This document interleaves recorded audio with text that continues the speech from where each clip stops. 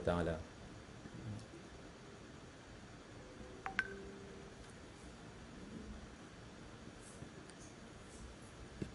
Okey, pada malam ni kita akan bicarakan tentang uh, empat perkara ataupun empat asas yang menjadi teras untuk kita memahami tentang pemikiran Islam.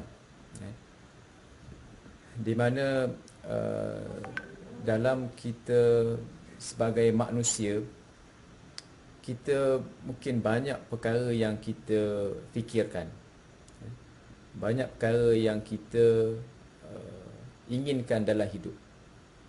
Yang pemikiran manusia itu boleh dikatakan tidak terbatas, semua yang dia nak fikir dalam hidupnya. Sesuai dengan keinginan manusia yang tidak terbatas, maka apa yang difikirkan manusia pun juga tidak terbatas. Daripada sekecil-kecil perkara sehinggalah kepada sebesar-besar perkara. Yang dia fikirkan itu daripada perkara yang halal sehinggalah kepada perkara yang haram. Semua itu difikirkan oleh manusia.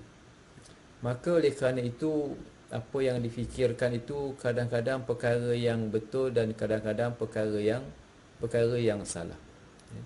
Dan inilah yang menjadi suatu kerungsingan ataupun perkara yang perlu untuk dihadami dengan baik oleh manusia, supaya dia tidak berfikir dalam perkara-perkara yang salah, tidak berfikir dalam perkara yang bukan-bukan, tetapi dia cuba bentuk pemikirannya itu sesuai dengan apa yang Allah Ta'ala suka dan apa yang Allah Ta'ala perintahkan. Dan inilah yang kita cuba bicarakan pada malam ini, berasaskan kepada ilmu teras Islam.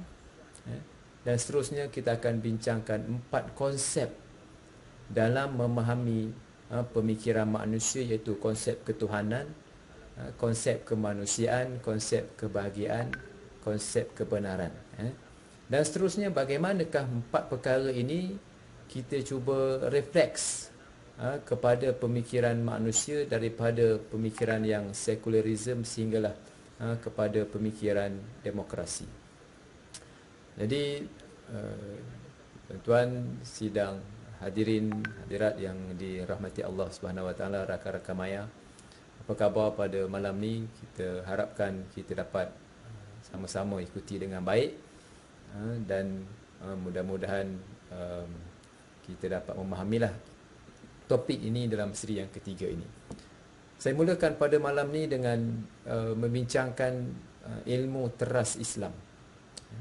Ilmu teras Islam ini menjadi asas untuk kita memahami tentang bagaimanakah terbentuknya ilmu-ilmu Islam ini. Bermula daripada ilmu yang berkaitan dengan pemikiran, yang dijaga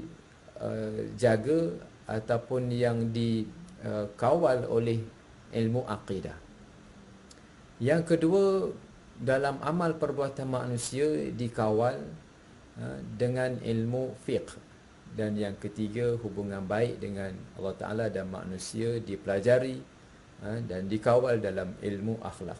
Ketiga-tiga perkara ini merupakan ilmu yang mengawal akidah manusia, mengawal pemikiran manusia, mengawal amal perbuatan manusia, dan juga dalam ilmu akhlak ini mengawal hubungan baik antara manusia dengan Allah Ta'ala dan sesama manusia. Senang penonton yang dirahmati Allah Subhanahu Wa Taala, rakan-rakan maya yang dirahmati Allah Subhanahu Wa Taala.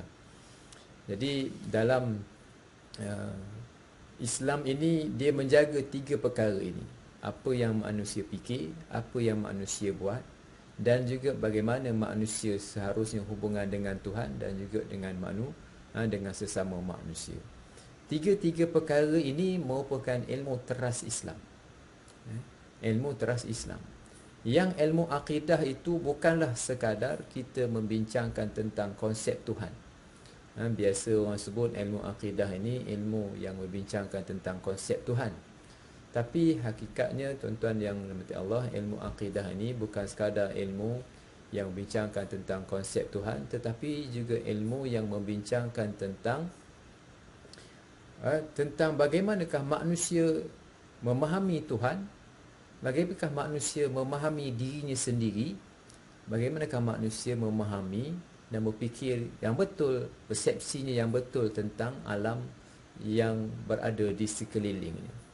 Kalaulah betul tiga perkara ini tentang Tuhan, kefahaman dia tentang Tuhan ni betul, kefahaman dia tentang diri sendirinya, tentang manusia ni betul, kefahaman dia tentang alam yang berada di sekeliling ini betul, kereta, motor, rumah, kerjaya, hidupnya, dia diberikan persepsi yang betul, cara melihat yang betul, maka betullah dia punya berfikirnya. Tapi kalau dia melihat tentang dunia ini, tentang hidup ni, itu yang perlu dicari dan diutamakan dalam hidupnya, itu sudah perkara yang tidak menjadi yang boleh kita katakan salah dalam keutamaan. Dalam hidup ini, apa yang manusia perlu cari ialah manusia perlu mencari Allah. Fafirru ilallah, ittaqullah, jagalah Allah Ta'ala. Dan seterusnya, keutamaan yang kedua diberikan kepada diri. Kalaulah keutamaan dalam hidup tu diberikan kepada kehidupannya yang menjadi perkara yang utama, bagaimanakah dia meletakkan keredaan Allah dalam hidupnya sebagai satu perkara yang penting dalam hidup. Ini yang perlu untuk difahamilah dengan baik. Kerana konsep yang dibicarakan dalam ilmu tauhid ini bukanlah sekadar membincangkan perkara yang berkaitan dengan Tuhan sahaja, tetapi concern kepada tauhid ini ialah perkara yang berkaitan dengan pemikiran. Apa yang manusia fikir dalam hidup, inilah yang menjadi teras. Apa yang dipikir, apa yang dia nak cari, apa yang dia nak makan, apa yang dia nak kerja, apa yang menjadi keutamaannya, redha Allah Ta'ala ke, redha manusia ke, dia punya persepsinya tentang kerjaya ke, apa yang ini yang dibentuk supaya manusia itu mempunyai persepsi yang betul, pandangan yang betul, kefahaman yang betul tentang beberapa perkara ini. Bukan sekadar tentang Tuhan sahaja, juga melibatkan kefahaman tentang aspek-aspek yang lain. Yang penting dia punya pemikirannya betul, cara berfikirnya betul. Inilah yang menjadi concern dalam ilmu tauhid. Dan perkara yang sangat dominan ilmu tauhid tentang Tuhan lah, tetapi bukanlah tauhid itu sekadar semuanya sekali bincang tentang Tuhan sahaja, tetapi tauhid ini membincangkan tentang bagaimana tauhid, yakni kita memusatkan semua hidup mati kita kepada Allah Ta'ala yang satu. Oleh kerana kita memusatkan semuanya kepada Allah Ta'ala yang satu, ini bererti, tuan-tuan sedang penonton yang dirahmati Allah, ini bererti kita perlu untuk berfikir, meletakkan cara yang betul tentang diri, tentang alam, tentang dunia, tentang hidup, tentang Tuhan, tentang apa ni, pada tempat yang betul. Ini yang perlu untuk dipelajari dalam ilmu akidah. Dalam ilmu fiqh pula ialah kita belajar macam mana kita nak mengamalkan. Oleh kerana kita dalam ilmu akidah kita mempunyai persepsi yang betul, kefahaman yang betul, berfikir yang betul, kita nak jelmakan dalam bentuk tindakan. Dalam bentuk tindakan ini bagaimana kita melaksanakannya, ini yang dibelajar dalam ilmu fiqh, yakni ilmu yang membentuk amalan perbuatan yang betul. Dan yang ketiga ialah kita bukan sekadar hubungan kita dengan amalan kita sahaja, tapi kita juga dalam hidup ini kita ada hubungan dengan Tuhan dan juga hubungan sesama manusia. Kita tak mahu mempunyai hubungan yang baik dengan Allah Ta'ala, tetapi tidak mempunyai hubungan yang baik dengan manusia yang lain. Ini kita tak mahu. Kita juga tidak mahu kita juga mempunyai hubungan yang baik dengan manusia, tetapi tidak mempunyai hubungan yang baik dengan Allah Ta'ala. Ini juga silap. Kedua-duanya perlu seimbang. Hakikatnya dalam ketiga-tiga aspek ini, ilmu akidah, ilmu fiqh, ilmu akhlak ni perlu diletakkan secara seimbang. Maksud seimbang perlu untuk diletakkan secara semuanya kena ada. Tak mau dia menumpukan soal tauhid sahaja, pemikiran je betul tapi tidak dijemurkan dalam bentuk tindakan. Ini tak betul. Dia mempunyai hubungan baik dengan Tuhan sahaja, tetapi hubungan yang lain-lain tak baik, itu pun tak betul juga. Ini perlu seimbang. Keseimbangan inilah yang perlu ada, yang kita letakkan dalam pembelajaran. Cara berfikir inilah, ini yang disebut sebagai cara berfikir yang mempunyai keseimbangan sesuai dengan Islam. Itu agama yang sederhana, agama yang seimbang, agama yang adil untuk semua manusia. Sedang tuan-tuan rakan-rakan yang dirahmati Allah Subhanahu Wa Taala. Jadi jangan lupa juga untuk kita berkongsi-kongsi maklumat yang kita ada, maklumat share yang tuan-tuan boleh lihat, dikembang-kembangkan supaya kita dapat membicarakan topik pemikiran ini dengan lebih meluas supaya dapat difahami dengan baik. Terdapat 4 perkara ataupun 4 asas dalam memahami ilmu pemikiran Islam ini, iaitu perkara yang berkaitan dengan konsep ketuhanan. Yang kedua, yang berkaitan dengan konsep kemanusiaan. Yang ketiga, yang berkaitan dengan konsep kebenaran. Yang keempat, konsep kebahagiaan. Saya kira kita semua sedia maklum tentang konsep ketuhanan. Manusia pun kita tahu, kebenaran pun kita tahu, konsep kebahagiaan pun kita tahu. So macam mana kita nak pasang empat perkara ini dan kita mengulang kaji? Saya kira kita semua tahu konsep Tuhan, tapi macam mana kita mengulang kaji topik-topik ini dengan baik supaya kita tidak menjadi liberal, kita tidak menjadi sekular, kita tidak menjadi manusia yang mendokong human right, kita tak menjadi manusia yang terpengaruh dengan pemikiran yang pluralism. Macam mana salah dalam berfikir ini boleh menjadi kepada liberal, boleh menjadi sekular, boleh menjadi human right, boleh menjadi orang yang mendokong pluralism, sebab mereka tergelincir dalam memahami 4 perkara ini. So kita pergi satu-satu supaya kita dapat faham dengan baik 4 perkara ini. Yang pertama, konsep ketuhanan. Apa dia konsep Tuhan?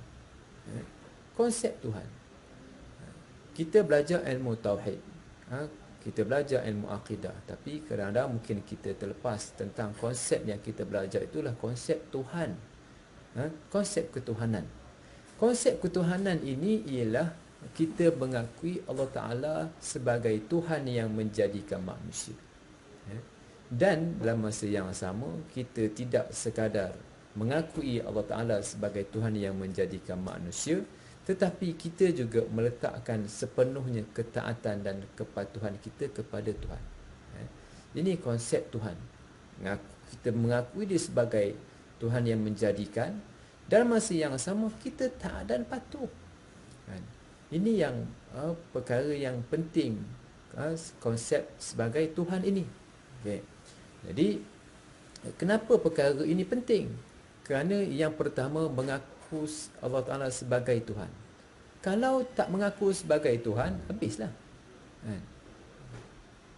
Yang kedua, kalau mengaku sebagai Tuhan tetapi tak ikut cakap Allah Ta'ala, tidak meletakkan ketaatan dan kepatuhan kepada Allah Ta'ala, pun tak jadi juga.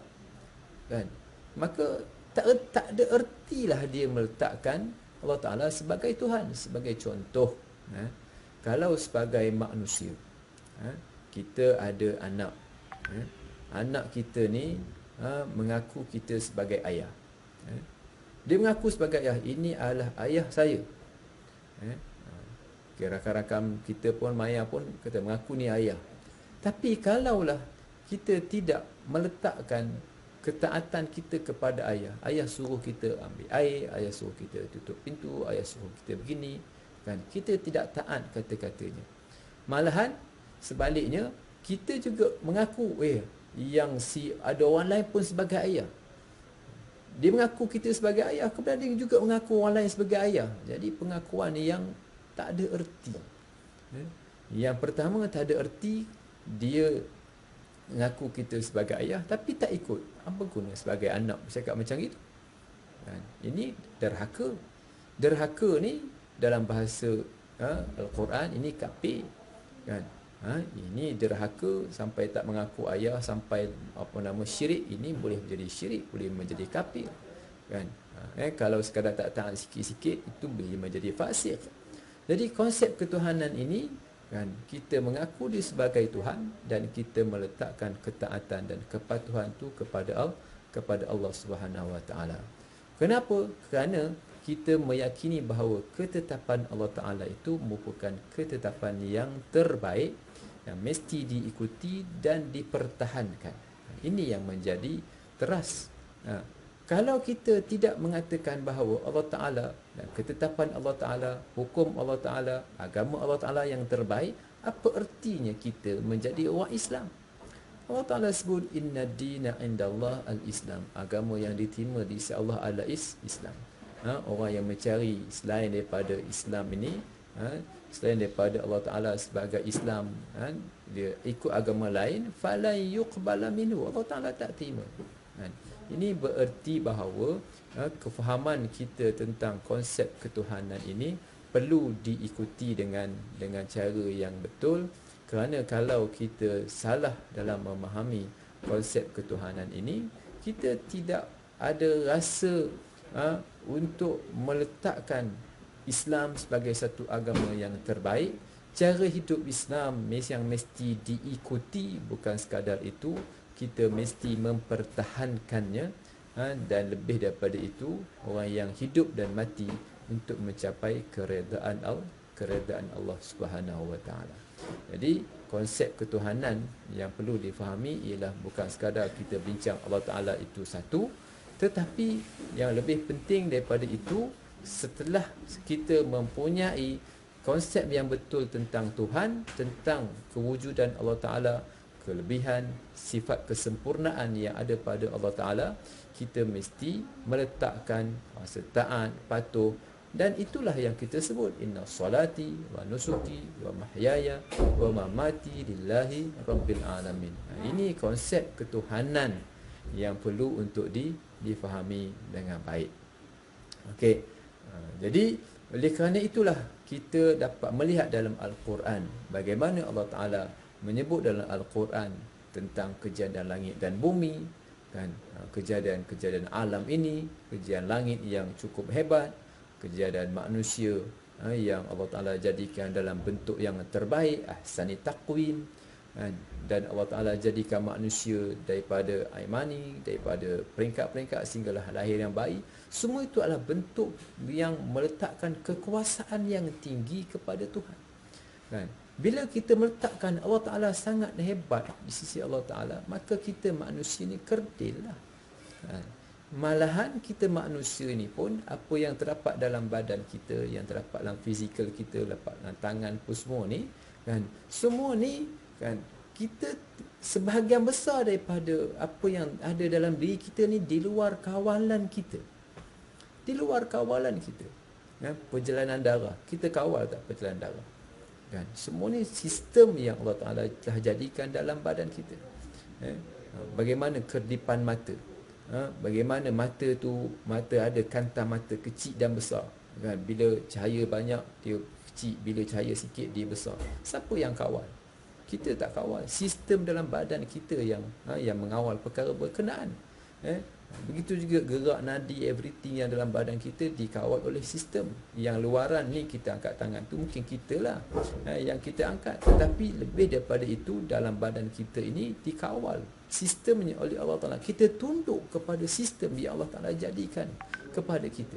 Jadi oleh kerana Allah Ta'ala, kita tunduk kepada sistem yang Allah Ta'ala jadi dalam badan kita, bila Allah Ta'ala minta kepada kita suatu sistem yang terbaik dalam hidup, dalam undang-undang hubungan kita sesama manusia semua ni, maka kita perlulah taat dan patuh, kerana kita merasakan bahawa, bukan merasakan bahawa, kita meyakini itulah ketetapan yang terbaik yang mesti diikuti, yang mesti dipertahankan, dan hidup dan mati kita lah untuk mencapai keredaan Allah Subhanahu Wa Taala. Yang kedua, seterusnya, tuan-tuan, sedang penonton, rakan-rakan yang dirahmati Allah, kita pergi kepada konsep yang kedua, ialah konsep kemanusiaan.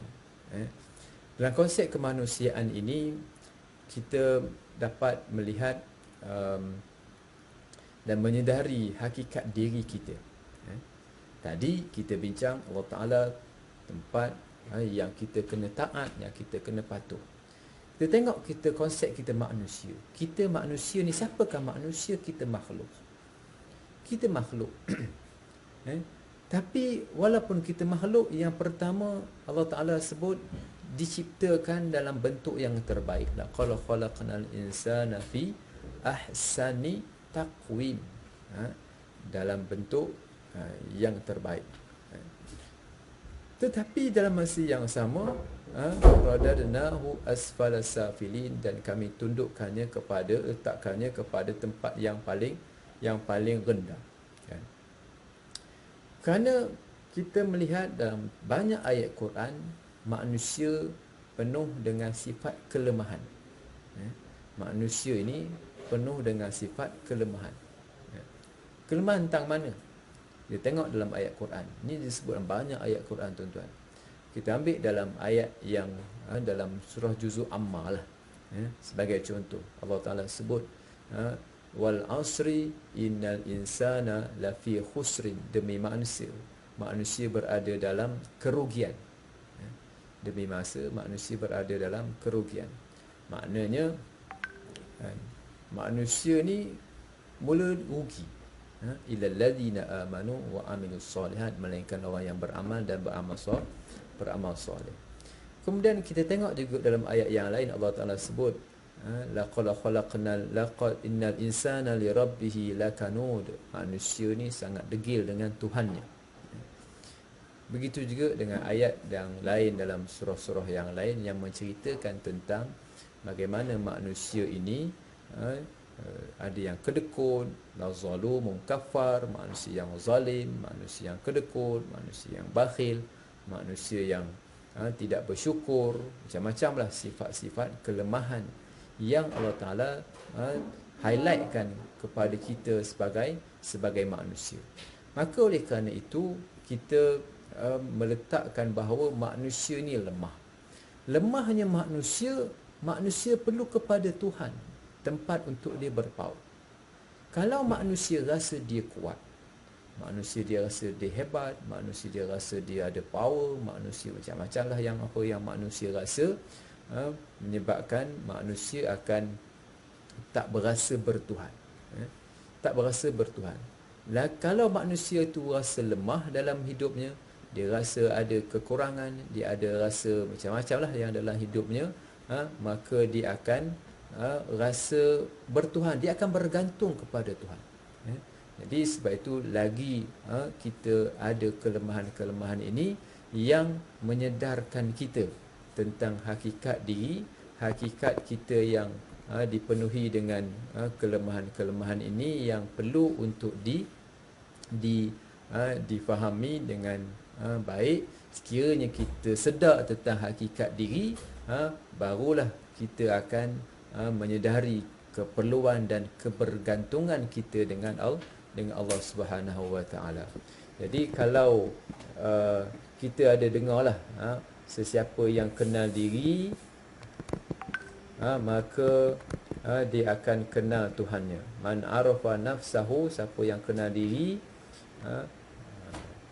dia akan kenal Tuhannya. Jadi ini yang kita bisa dengarlah kan. Jadi kenapa maksudnya begitu? Siapa yang kenal diri, kenal Tuhan? Maksudnya ialah orang yang kenal diri bererti dia kenal Tuhan. Bila orang tu kenal Tuhan, bererti dia kenal diri. Dua-dua ni dia saling bergantung antara satu sama lain. Maknanya bukan kita bergantung, dia kenal diri, dia kenal Tuhan. Bererti bila dia kenal Tuhan, dia kenal diri. Kenapa dia kenal diri? Sebab dia sedar dirinya manusia, dijadikan, diciptakan, perlu ikut panduan Tuhan.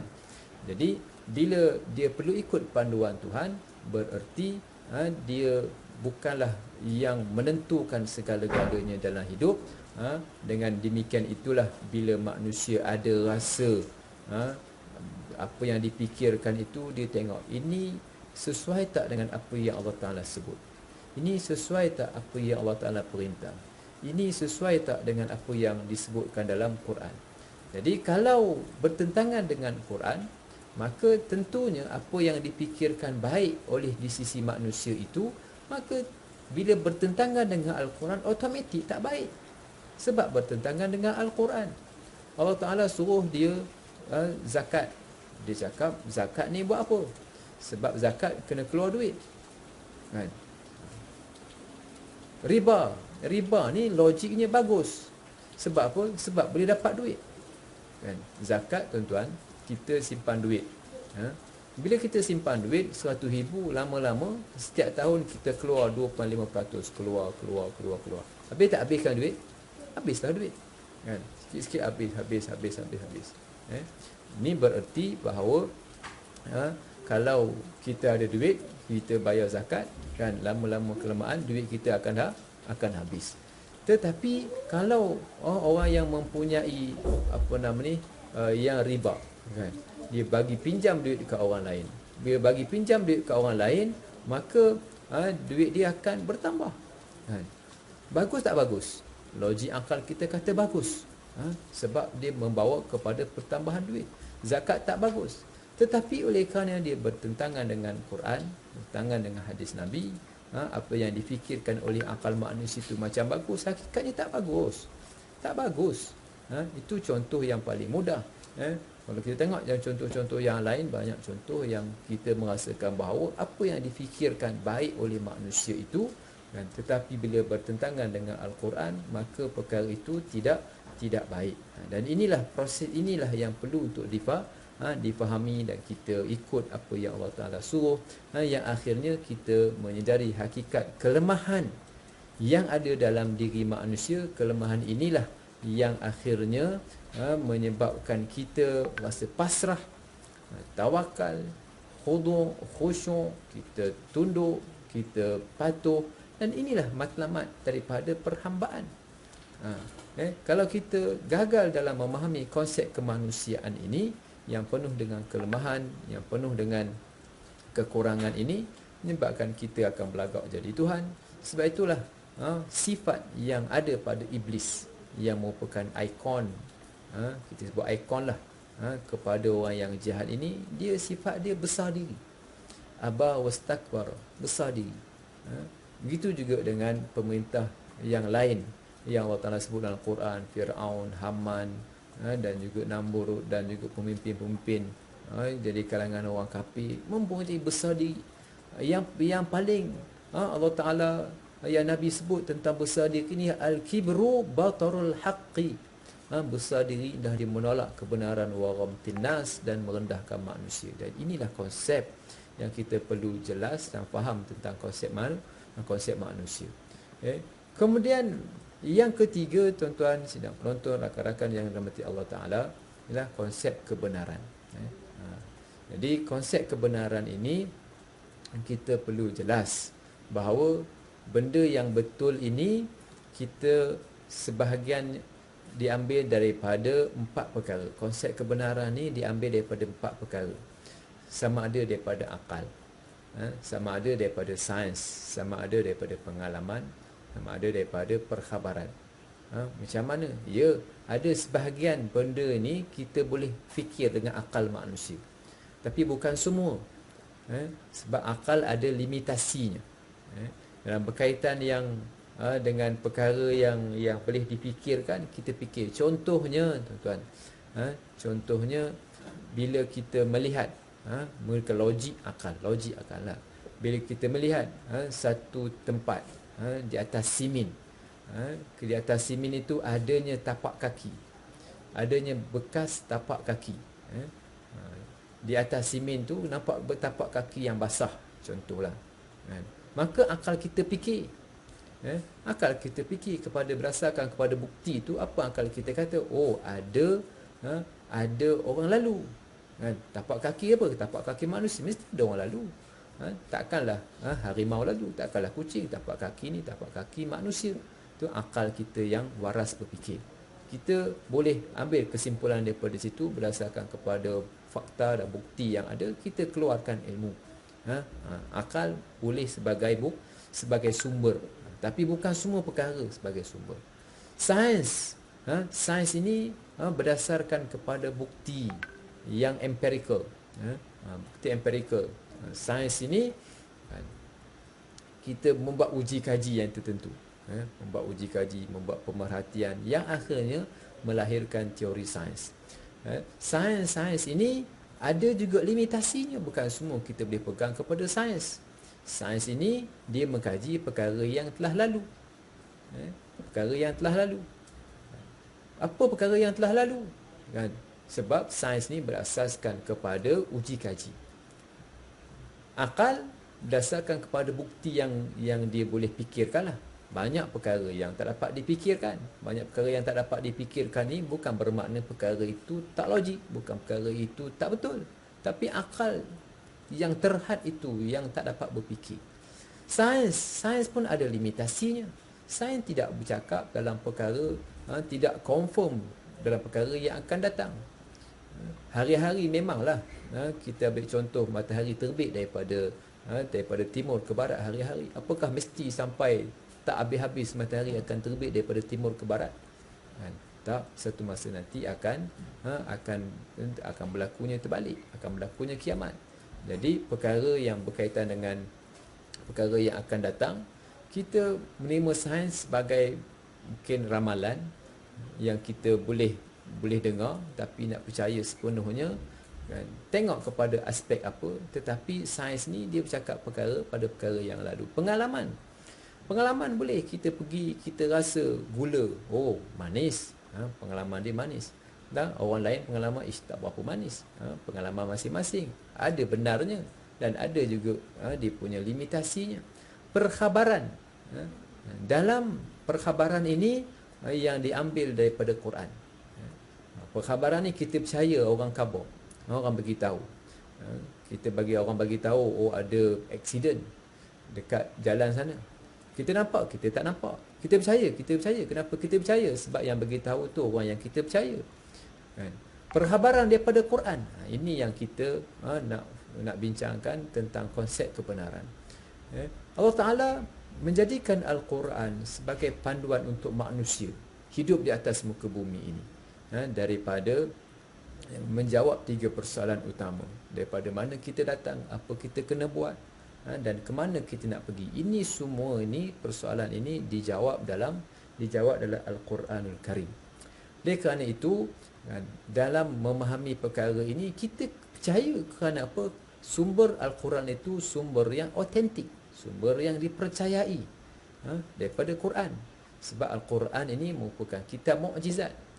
Dalam perkara yang telah lalu, yang berlalu, cerita tentang, sebagai contoh, bagaimana hidup Nabi Adam dalam syurga. Kita dapat daripada mana? Siapa yang bagi tahu? Sains bagi tahu? Pengalaman bagi tahu? Akal logik bagi tahu? Tak. Kan? Perkara ini diambil daripada Quran. Quran itu merupakan satu mukjizat, merupakan sumber perkhabaran dalam perkara yang telah lalu. Boleh tak kita ambil daripada arkeologi, daripada sains, geologi, kan, membuat uji kaji fosil? Boleh, sekiranya ada bukti, ada ni, kita terima. Tapi kalau benda itu bertentangan dengan Quran, kita tak terima. Dan ini yang kita ambil daripada perkhabaran Quran. Yang perkhabaran Quran ini, Al-Quran ini bukan kitab sejarah. Al-Quran ini juga bukan kitab sains. Al-Quran ini sebagai kitab yang membawa manusia ini daripada hidup manusia supaya mencapai satu hidup yang bahagia, yang berjaya daripada dunia sampai ke akhirat. Sebab itu Al-Quran dia bercerita pada perkara yang telah lalu, dia juga bercerita pada masa yang akan datang. Apa perkara yang akan datang? Cerita tentang alam barzakh, cerita tentang kehidupan syurga dan neraka. Ini siapa boleh cerita? Akal boleh cerita? Sains boleh cerita? Pengalaman boleh cerita? Tak. Al-Quran sahaja yang akan cerita. Adakah kita akan lalu perkara tadi, ya kita akan lalu. Pada masa akan datang, perkhabaran Al-Quran ni satu perkara yang pasti, yang benar pada masa akan datang. Walaupun tak dapat nak dilogikkan, walaupun tak dapat nak disainskan. Dan apa kena buat sekarang ini? Semua cerita Al-Quran. Jadi Al-Quran ini, dia tidaklah concern dia nak bawa ilmu sains pembangunan kepada manusia, tetapi membimbing manusia. Yang manusia pada zaman maju, pada zaman dulu, zaman sekarang akan datang, inilah perkara yang dibawa oleh manusia. Jadi konsep kebenaran ini dalam Islam diambil daripada Al-Quran. Apa yang Quran sebut itu kita terima, dan apa yang Quran tak sebut itu kita berfikir, dan fikiran kita itu nak fikirlah, tetapi jangan lari daripada kompas yang Allah Ta'ala telah tetapkan dalam Al-Quran. Kalau lari daripada kompas ini, dia akan jadi sesat. Nak akal fikirlah, jangan bertentangan dengan apa yang Allah Ta'ala sebut. Sebagai contoh, tuan-tuan yang dirahmati Allah Ta'ala, sebagai contoh, apa yang manusia fikir tentang kejadian manusia. Kejadian manusia, ada yang kata ini adalah daripada zaman batu berjuta-juta tahun dahulu. Kita yakin bahawa kita mesti daripada Adam, yang diciptakan oleh Allah Ta'ala sebagai khalifah di atas muka bumi. Dijelaskan dalam Al-Quran, khalaqakum min nafsin wahidah wa khalaqa minha zawjaha. Allah Ta'ala menjadikan kamu daripada satu, dan Allah Ta'ala menjadikan pasangannya Adam dan pasangannya Hawa. Kemudian kita sebagai umat manusia. Jadi kita Adam alaihissalam. Kalau ada orang kata, dia cakap fosil lah, apa benda lah kan, yang juta-juta tahun dahulu kan, dan tidak mengaitkan kejadian dulu dengan Adam alaihissalam, dengan penciptaan Adam alaihissalam, kita menolak fakta itu. Kerana fakta yang betul mesti diciptakan daripada manusia yang satu. Adapun orang yang berfikir tentang konsep kebenaran ini berdasarkan kepada sains, orang yang mengagungkan sains, fosil ini bukti kan, kita sebut Al-Quran itulah sebagai bukti. Sebab itu Al-Quran ini disebut sebagai ayat. Antaranya sebut ayat. Ayat ni apa maksud ayat? Ayat itu tanda. La ayatin liqaumin yaqilun. Tanda, bukti. Tanda ni buktilah. Wa ayatul lahum anna hamalna wa ayatul lahumul lailu. Ayat ni maksudnya bukti. Ayat dalam bahasa Melayu ni dia ayat lah kan, satu susunan perkataan-perkataan yang dikumpulkan panjang jadi satu ayat. Tu dalam bahasa Melayu. Dalam bahasa Arab ni disebut ayat. Al-Quran tu sebagai ayat, maknanya bukti. Al-Quran tu sebagai satu bukti tentang kebenaran. Kalau orang menolak bukti daripada Al-Quran, kita kata orang ni orang yang kufur. Jadi konsep kebenaran ini mesti ada dalam konsep pemikiran. Dia bukan boleh berfikir tak ketahuan, tapi mesti berasaskan kepada konsep kebenaran. Dan kebenaran itu satu. Kebenaran dalam aspek ketuhanan satu. Kebenaran dalam aspek untuk nak buat jalan raya, dalam aspek-aspek yang lain, boleh kebenaran itu banyak. Tapi dalam aspek ketuhanan ni, kebenaran itu satu. Sebab itu Al-Quran kita bincangkan dalam ilmu tauhid kan, keyakinan kita tentang Al-Quran, kebenaran itu satu. Macam mana diambil kebenaran itu satu? Kita sebut la ilaha illallah, tak ada Tuhan-Tuhan lain, semua ni Tuhan satu sahaja. Maknanya Tuhan lain itu tidak betul. Dalam keyakinan kita satu sahaja yang betul. Syurga neraka, cerita tentang syurga neraka versi yang ambil Quran, yang ambil hadis, satu versi sahaja. Ada orang kata apa pun tak ada syurga, tak ada neraka. Itu tak betul, kerana konsep kebenaran dalam aspek yang berkaitan dengan ketuhanan itu satu. Tapi dalam aspek keduniaan, dalam aspek-aspek yang sains, aspek semua mungkin banyaklah kan, boleh bagi 2, 3 sebagai contoh. Dia berfikir, dia kata bagi saya letakkan traffic light kat sini, 5 traffic light untuk nak menguruskan perjalanan hidup manusia, perjalanan trafik ini, kita letakkan 5 traffic light. Dah ada orang kata tak mestinya traffic light. Kita buat bulatan pun boleh, rombak pun boleh. Kan, tak ada orang kata tak perlu. Kita tak payah rombak, kita boleh biarkan saja. Kan, kita didik orang supaya orang ni berhemah, macam-macam lah tuan-tuan. Jadi ini yang kita cuba untuk nak memahaminya, konsep kebenaran ni, konsep kebenaran tu satu. Kemudian yang keempat ialah konsep kebahagiaan. Konsep bahagia ni apa konsep bahagia? Manusia ni bahagia bukan dengan benda. Manusia bahagia, maksudnya bahagia ni dengan rohnya. Bahagia dengan rohnya. Tapi nak bahagia sebahagiannya dengan benda, tapi tak semestinya dengan benda.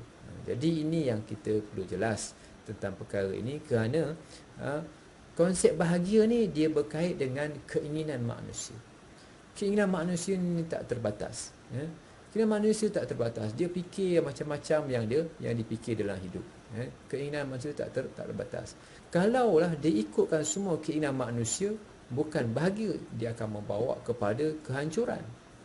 Jadi untuk nak mengawal kebahagiaan ini, dia perlu kepada agama yang memandu supaya ada keseimbangan antara roh dan antara jasad, material dan juga spiritual. Ini perlu diseimbangkan. Kalau dengan benda sahaja kan pun tak jadi. Dengan roh sahaja tak ada benda kan pun susah. Kedua-dua ni perlu bermula daripada roh, dan roh itu dia akan dijelmakan dalam bentuk fizikalnya, dia boleh menerima senang susah. Sebab itu diletakkan dalam ilmu akidah ini, ilmu ataupun aspek qada dan qadar. Bila ada aspek qada dan qadar ini, barulah dia menerima segala ketetapan dan qadar daripada Allah Subhanahu Wa Taala, dan itu yang akan dapat melegakan hati dia. Jadi orang yang berfikir bukan-bukan, dia nak bahagia bukan dengan cara yang ditentukan oleh agama, ini tak bawa bahagia. Fikiran manusia tak boleh fikir lebih daripada itu. Dia mesti dibentuk, dikawal dalam bahagia yang sesuai dengan perintah agama yang ada unsur rohnya dan juga ada unsur materialnya. Keseimbangan inilah yang ada dalam kebahagiaan kepada manusia. Kalau manusia berfikir akhirnya menjadi mengubah ciptaannya, daripada lelaki jadi perempuan, perempuan jadi lelaki sebagai contoh, ataupun dia nak bahagia, dia minum arak, sedangkan itu perkara yang Tuhan larang. Tak, ini tak bawa kepada bahagia. Berfikir yang begitu, yang berfikir ini mengikut hawa nafsu kan. Allah Ta'ala sebut innan nafsa la'ammaratun bisu. Nafsu dia akan menyuruh manusia kepada perkara yang tak baik. Jadi kedua-dua ni perlu diseimbangkan antara roh dan jasad. Yang menseimbangkan perkara ini adalah agama yang akan seimbangkan perkara ini. Kemudian apabila dia menerima satu-satu ketetapan dalam hidup, senang ke, susah ke, sakit ke, apa semua ni, Allah Ta'ala meletakkan dia punya alat dia, tools dia, dia punya cara dia untuk menangani permasalahan tadi dengan qada dan qadar yang akan menseimbangkan semua-semua aspek tadi, dan boleh menerima senang ataupun susah. Dia akan banding kepada orang yang lebih senang dalam perkara kebaikan, dia tengok perkara orang yang susah, dia tengok orang dapat sakit, dapat apa, dia tengok dirinya dapat sakit, dia kena tengok kepada orang yang lebih sakit daripada dia. Dia tengok dapat orang yang paling senang, dia rasa dia senang, jangan dia rasa belagak tak. Jadi ini aspek-aspek ini semua itu ditekankan dalam ilmu tasawuf supaya suci hati, dan suci hati inilah yang akan mendorongkan dia jadi manusia yang baik. Okey. Seterusnya tuan-tuan yang dirahmati Allah, rakan-rakan sekalian, ini seterusnya kita bincang perkembangan pemikiran manusia. Perkembangan pemikiran manusia daripada sekular sehinggalah demokrasi. Pada hari ini saya akan bincangkan 4 perkara bincangkan 7 perkara. 7 perkara yang kita sebut yang menandakan perkembangan manusia daripada pemikirannya daripada sekular sehinggalah demokrasi. Di mana dalam pemikiran sesat manusia ini bermula daripada secularism. Bermula daripada sekular, liberal, rational, humanism, human right, pluralism dan demokrasi. Macam mana pemikiran ni boleh berkembang begitu? Yang pertama, bila manusia ini berfikir, dia berfikir kepada perkara yang nampak. Dia fikir kepada perkara yang nampak. Dan perkara yang nampak inilah yang akan menyebabkan dia dia mengagungkan dirinya, mengagungkan dia punya keinginannya, yang akhirnya dia menghilangkan diri daripada membuang faktor agama, yang akhirnya menyebabkan dia menjadi secularism. Kenapa dia menjadi sekular? Sebab dia buang agama. Sekular ni asal maksud pisah. Pisah ni maksudnya ialah orang yang buang agama, orang yang tak ikut agama, ataupun agama ambil sikit-sikit. Ni sekular. InsyaAllah masa lain kita bincang detail. Pada hari ini saya nak go through sepintas lalu sahaja. Secularism ni maksudnya ialah orang yang berfikir yang tak mahu agama. Bila dia tak mahu agama, dia akan membawa kepada liberal. Kenapa dia jadi liberal? Kerana dia nak bebaskan dirinya daripada ikatan agama. Seterusnya, bila dia nak bebaskan diri daripada ikatan agama, maka dia nak ikut siapa? Dia nak ikut logik. Nak ikut siapa? Ikut logik. Sama ada ikut logik atau ikut sains. Rational ataupun ikut sains. Dia ikut logik akal. Dia tak ikut agama dah. Kan? Sebab apa? Sebab sekular tadi. Dia mula bila dia tolak agama ataupun dia ambil pilih-pilih, kan? Pilih-pilih tu maksudnya yang pilih tu dia ikutlah, yang tak pilih tu dia tak ikut. Kan? Secularism ni bukan total semua tak ikut agama jadi macam Kamal Atatürk, tak. Kan? Dia pilih-pilih. Termasuk juga orang yang rasa tak perlu kepada agama. Ini sekular, semua sekular. Sekular ini bila dia tak nak agama ataupun dia pilih-pilih, bab yang dia tak pilih tu, kan, dia liberal. Dia maknanya dia membebaskan diri daripada ikatan agama. Kemudian dia akan bawa kepada rationalism. Bila dia logik, kan, bila dia ikut sains, dia tak fikir dah tentang Tuhan. Yang seterusnya dia membawa kepada humanism. Sepatutnya godism. Tak, dia tak fikir tentang Tuhan, dia akan bawa kepada humanism. Kemudian seterusnya dia akan bawa kepada human right, bawa kepada hak asasi manusia. Sebab apa? Sebab dia fikir, kan, dia dah tengok tak tengok Tuhan, dia tengok tentang manusia, dia akan fikir apa yang dia patut dapat, apa yang dia mesti dapat, sedangkan itu bukan dia punya hak dia. Dan akhirnya dia akan bawa kepada pluralism. Bila dia ikut semua hak-hak manusia, yang ni ikut, semua dia ikut, dia akan bawa kepada pluralism dan akhirnya bawa kepada demokrasi. Ini yang menjadi perkembangan pemikiran manusia. Jadi, kan, bila kita memahami empat perkara tadi, kan, konsep kebenaran ni tadi, maka kita yang pertama konsep secularism. Sekular ni bermakna orang yang tolak agama. Bila kita faham tentang konsep kebenaran, maka kita akan terima agama walaupun susah. Konsep liberal, sekiranya kita menjadi bebaskan diri daripada ikatan agama, maka empat perkara ini yang akan membantu untuk kita faham. Konsep liberal contohnya, kan, bila kita faham tentang konsep manusia, maka kita tidak akan menjadi liberal. Sebab apa? Sebab bila kita faham konsep manusia, kan, kita kena ikut, kita kena patuh, kan, bukan kita buat ikut kepala kita sendiri, kan. Kemudian tentang konsep rationalism, konsep rasional, kan, kita boleh memahami tentang konsep kebenaran, konsep ketuhanan. Kalau kita faham tentang konsep kebenaran, konsep ketuhanan, kita akan faham bahawa tak semua perkara yang boleh dilogikkan, dan tak semua perkara yang boleh menggunakan pertimbangan sains. Ada yang kita perlu gunakan pertimbangan agama, bukan pertimbangan sains. Humanism, yakni orang yang tak fikir tentang agama. Tak, ada perkara yang manusia perlu untuk dia nak apa, dia nak tengok dari sudut kemanusiaan sahaja tak. Bila kita sebut agama, dia mesti masuk unsur ketuhanan, konsep ketuhanan, humanism dikawal dengan konsep ketuhanan. Seterusnya apa? Tentang human right, hak asasi manusia. Ini dibincangkan dalam konsep kebahagiaan. Manusia rasa apa yang dia nak. Tak.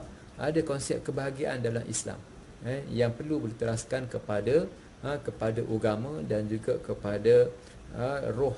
Ini perkara ini perlu disimbang. Bukan semua yang manusia perlu terima kehendak-kehendak mereka.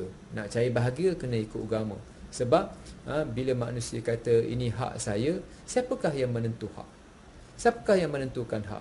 Contohnya kan, sebagai contohlah, kalau orang berfikir tentang apa ya, tentang hak ni, katakan dia apa nama, untuk tukar jantinnya sebagai contoh, contoh ini hak saya kan.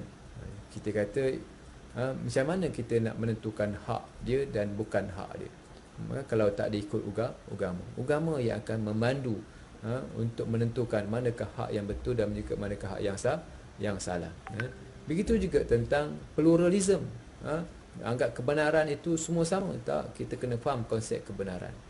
Sebab bila kita faham konsep kebenaran, kita akan tidak terlibat dengan pluralism. Dan seterusnya demokrasi.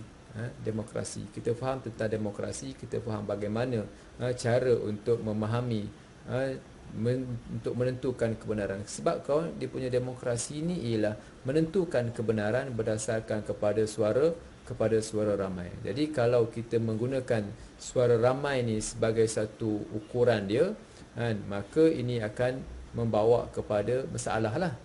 Sebab menggunakan kebenaran tu sebagai apa kita sebut, menggunakan kebenaran itu sebagai suara ramai itu sebagai ukuran kepada kebenaran. Kita tidak, tuan-tuan dan mati Allah, kita tidak menggunakan kebenaran itu sebagai suara ramai itu sebagai ukuran kepada kebenaran. Tapi ukuran kebenaran itu mestilah sesuai pada tempatnya, sesuai pada masanya, sebab kebenaran itu mestilah ditentukan oleh mengikut bidangnya. Kalau perkara ni sains, kita tengok, kita boleh pegang kepada sains. Mungkin perkara tak sebut dalam Al-Quran, tetapi dibincang kepada sains, tak apalah, kita ambil pada sains. Dan sains ada limitasinya. Ada kerana perkara ini mungkin tak sebut dalam Al-Quran, kita boleh fikir kan. Al-Quran mungkin tak ada sebut kat mana nak pasang traffic light, maka kita yang fikir macam mana dan kat mana kita nak pasang traffic light sebagai contoh. Begitulah seterusnya. Sidang penonton sekalian, maknanya kan perkara ini kita akan bincang lanjut dalam kuliah-kuliah yang akan datang. Cumanya pada kali ini saya nak menekankan 4 perkara ini: konsep ketuhanan, konsep kemanusiaan, konsep kebenaran, konsep kebahagiaan ini kita pegang dengan kuat. Kita faham dengan baik. InsyaAllah kalau kita faham 4 perkara ini dengan baik, kita akan dapat garap, dapat susun, dapat temukan 4 perkara ini dalam memahami perjalanan kita dalam mempelajari ilmu yang berkaitan dengan pemikiran sekular, liberal apa semua ni. Sebab semua perkara ini dia tidaklah susah mana. Yang susah mana mungkin istilah, yang susah mana sebab kita tak mau ikut. Kenapa orang jadi liberal? Sebab dia tak mau ikut Quran. Itu yang menjadi liberalnya. Kalau dia boleh ikut Quran, dia boleh pandu, insya-Allah taklah menjadi sesat larat. Jadi tuan-tuan yang dirahmati Allah, kita faham 4 perkara ini dengan baik. Dalam masa yang sama, kita cuba untuk memahami pembahagian ilmu teras Islam ni. InsyaAllah kita akan dapat memahami ilmu pemikiran ini yang kita rasa macam complicated. Tak, dia tidaklah complicated mana, dan perlu disusun. Asas-asasnya perlu disusun dengan baik. InsyaAllah bila kita susun perkara ini, kita dapat memahaminya dengan baik, insyaAllah. Jadi tuan-tuan sidang penonton yang dirahmati Allah, saya harap kita dapat teruskan kuliah ni dalam masa-masa yang akan datang, dan saya cuba untuk memberikan komitmen pada setiap hari Jumaat malam Sabtu pada pukul 9 malam kita akan cuba bincangkan perkara ini. Dan tuan-tuan yang kalau ada sebarang persoalan yang boleh saya akan cuba jawab pada minggu depan, boleh kemukakan kat sini dalam Facebook saya, dan juga ataupun dalam kalau nak personal messenger pun boleh, kan, terpulang, dan kalau ada pada malam ni saya boleh jawab, kan. Tapi insyaAllah tuan-tuan dan puan Allah, kita akan cuba bincangkan lanjut nanti dalam dalam siri-siri yang seterusnya, insyaAllah. Jadi itu yang dapat saya kongsikan dengan tuan-tuan pada malam ni. Mudah-mudahan kita dapat memandu diri kita daripada menjadi liberal, haru biru dalam pemikiran, menjadi sekular, menjadi apa ni, dengan kita mendalami beberapa konsep, 4 konsep yang telah saya bincangkan tadi. Itu yang dapat dikongsikan pada malam ni. Aqulu qawli hadza wa astaghfirullahal azim li wa lakum. Wassalamualaikum warahmatullahi wabarakatuh.